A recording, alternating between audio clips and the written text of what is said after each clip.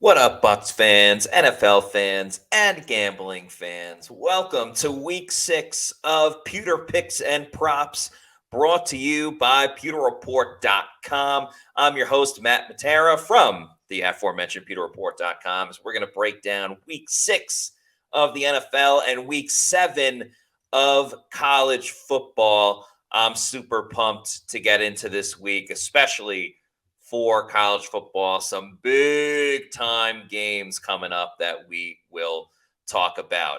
As we always do when we start the show, we'll take a look at how I did last week and check out my overall record, which right now stands at 17, 13, and 1 in college, 19 and 15 in the NFL, 11 and 12 on my Bucs props. And I've yet to hit a touchdown prop. That's pretty embarrassing, but I'm happy with the college and the NFL and the Bucs props as well. I really just had one bad week. The rest has been totally fine. So let's get into the college football slate. I got 5 games for you. By the way, last week college went 1-3-1, but the NFL 3-4, and Bucs props 3-2. So had at least one winning area with the Bucs props. Moving on to college football. First game of the week I'm a fan of. Kansas State -3.5 going to Colorado. I'm a big fan of Deion Sanders. I just think Colorado's a little bit overrated. They won on a Hail Mary a couple of weeks ago. Kansas State had one bad loss to BYU. They bounced back the next week. They're a legit team. They may actually compete for one of the college football playoff spots. Remember, 12 teams get in this year. So Kansas State is not going to be intimidated by Deion Sanders and Colorado.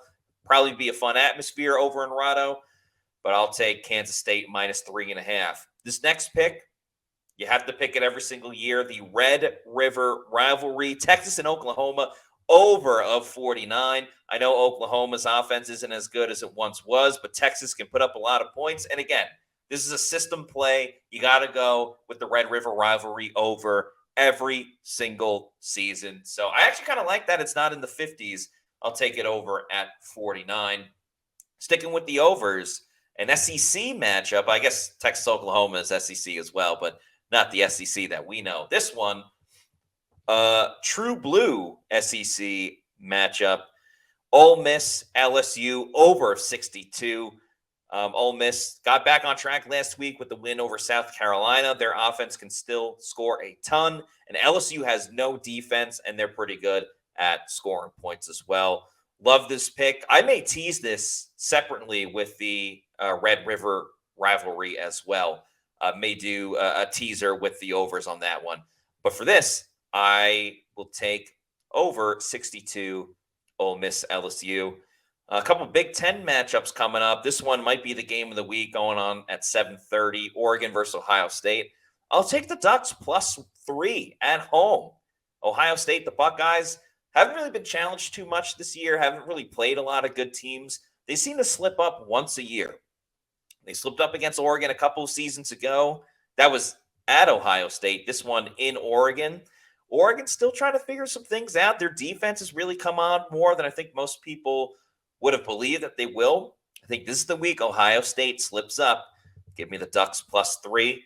My last college pick, sticking the Big Ten, Washington +3 at Iowa. They had a big win against Michigan. I know Michigan's not as good as they once were, but again, Michigan beat Washington in the national championship, so kind of got that monkey off their back a little bit, beating Michigan. Iowa, while a solid fundamental team, they're not known for having a good offense. So it's not like this is going to be a game where they're going to run away with it. They have a stout defense.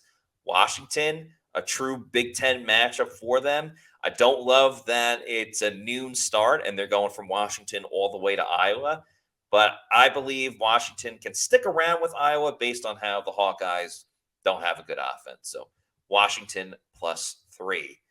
Moving on to the NFL, I have 3 NFL picks with other teams, and then we'll get to the Bucs and Saints at the end of this, which of course is a great blood feud rivalry type of matchup. So in the NFL, let me get this banner off. The NFL first pick, Cardinals Packers over 47. The Cardinals offense can be very Jekyll and Hyde. Sometimes it looks amazing when Kyler Murray's throwing it to Marvin Harrison. Sometimes they can't, move it an inch. I'm going to bank on them finding a little more commonality with their offense, a little bit more of a rhythm. And the more that Jordan Love plays, the more they gets healthy. The receiver that was suspended for a game last week, he'll be back. I think it's going to be points galore. So give me Cardinals, Packers over 47. This might be my favorite pick out of all the NFL games. Lions -3 at the Cowboys. It's a 4:05 game in Dallas. I know the Cowboys had a big win against the Steelers. I actually took them last week on the show to beat the Steelers. Cowboys defense, though, can't really stop much. I don't care that they stop Justin Fields in the Steelers offense. We know the Steelers offense stinks. The Lions offense could be the best in the league. Jared Goff, the two-headed monster in the run game. Amon-Ra St. Brown, Jameson Williams. Too many weapons for the Cowboys to deal with. I don't care how much Dak Prescott throws the ball. They still can't run it. Aiden Hutchinson's going to be going after him. I kind of think this is a blowout for the Lions, so I'll take them -3. And another team that we all thought was going to be terrible this year, but they've put it together, especially with their defense. Broncos +3 at home facing the Chargers. LA has a lot of injuries that they're dealing with, including Justin Herbert, and they love to run the football. What if they can't run it against a stout Broncos defense? They have some of the best secondary in the league with Patrick Surtain, so they may dare Justin Herbert to throw it. And I don't know how much they're going to move the football. I think this will be a pretty low-scoring game. But since the Broncos are home and they're an underdog, I'm going to take the home dog of +3 against the Chargers. So those are my NFL picks. Moving on to the Bucs game, which of course everybody wants to talk about. We'll get to the Bucs props after. As it pertains to Bucs and the Saints, we are going to go with the Saints +3.5 and the under of 41.5. Now, you might think I'm crazy. The Saints, Spencer Rattler, rookie quarterback, making his first ever start. I'm not saying the Bucs are going to lose. In fact, I'm picking the Bucs to win this week, but I am not picking the Bucs to cover. Every single year, regardless of if the Bucs beat the Saints or not, it's a close game, and the Saints make things very, very difficult for Tampa Bay. This is going to be all about the defense. It's a bounce-back game for the Bucs defense, which is why I also like the under of 41.5 in this game. They're going to pressure Spencer Rattler. They're going to throw a ton of things in his face. Will he be able to have a calm demeanor in the pocket and let it loose? I don't necessarily think so. I think the Bucs stop the Saints' run and make them one-dimensional. Hopefully, Todd Bowles learned from his mistake a week ago. And the Bucs offense, I don't know how good they're going to do against the Saints. They're going to be missing Rachaad White. They do get Luke Gedeke back, but Rachaad White is their best pass blocker. How much will they be able to throw against the Saints? And really just the red zone. I don't trust. It's not that I don't trust the Bucs in the red zone. I just think the Saints have a damn good defense in the red zone. They have the best red zone defense in the league. So I do think the Bucs win, but it's never easy for them against the Saints. So Saints +3.5 and the under of 41.5 in this one. Moving on to the player props. You saw the main graphic when we got this started. Mike Evans and Marshawn Lattimore, one of the most heated rivalries in the game of football.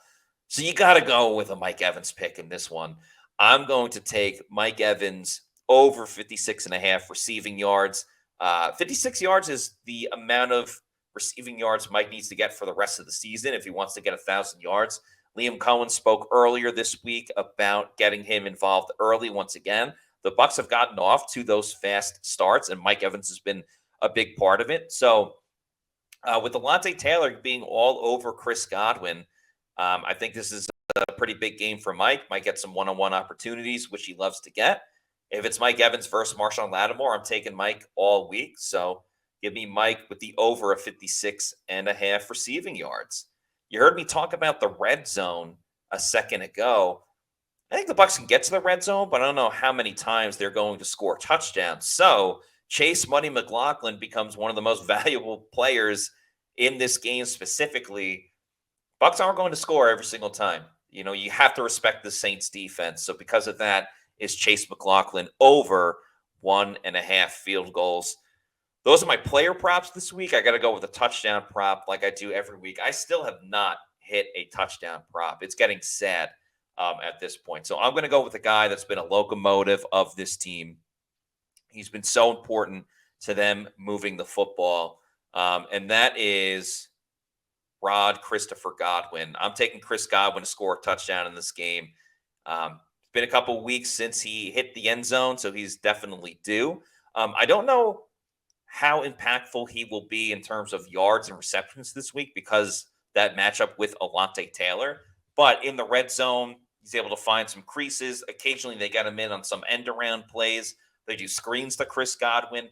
The Bucs have been creative with getting Chris Godwin the football, and because of that, I trust him to get into the end zone this week. I need to hit a touchdown prop, and Chris Godwin is going to be the one to do it against the Saints. So those are my picks this week.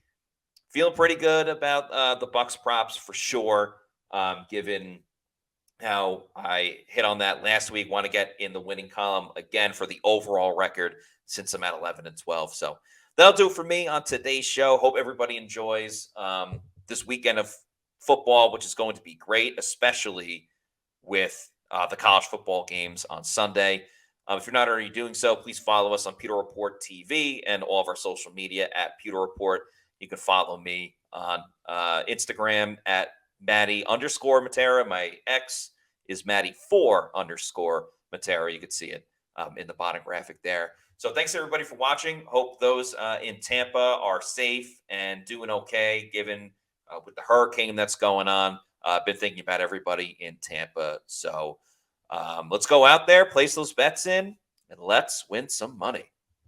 Peace out.